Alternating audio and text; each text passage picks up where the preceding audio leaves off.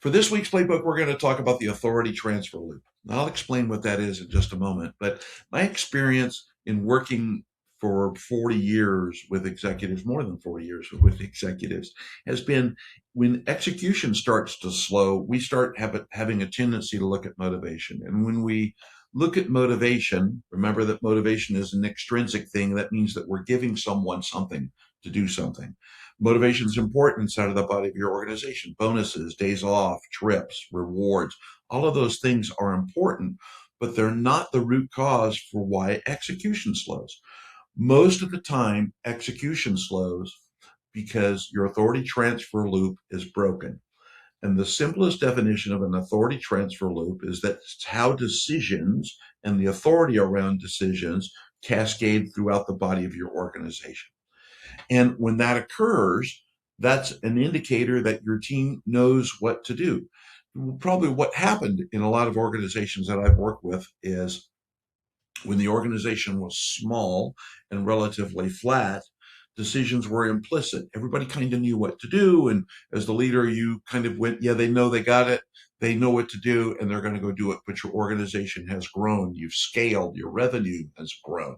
So from 10 to 50 people to 75 to over 100 people. When that happens, that authority transfer loop has to become explicit. And when it's explicit, you'll find that your organization then begins to excel and that execution begins to pick up. And there's three pieces to that. There has to be clear decisions. You have to be able to transfer that authority. And when you do that, ownership, accountability forms inside of the body of your organization, and then movement happens. Movement is execution, right? And a leader is responsible for movement. When authority doesn't transfer, ownership stalls, and you continually get pulled back in. When that happens, and I've been guilty of this before, leaders have a tendency to push harder. Well, I'll just work harder, or I'll work longer. They don't get it. I'm the only one that can do it. So you add more meetings to your calendar and your day fills up. Your calendar has no gaps. And all of that is to cover escalations.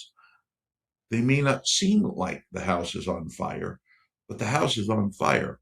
And what happens is you've not resolved the real issue, which is permission, not ever. Authority doesn't cascade in your organization. You have to design that authority. Authority has to be explicit. You have to create that design. If you don't, when that loop breaks, you're going to lose time. You, the leader, are going to lose energy and you're going to lose focus. And the same thing is going to happen to the body of your team, to the folks in your organization. You're going to create stress and you're going to create burnout. I'm Donald White. I'm the empowerment guy. And if you'd like to know more about the authority transfer loop and what it takes to create that loop inside of the body of your organization, reach out. I'd be happy to have a conversation with you.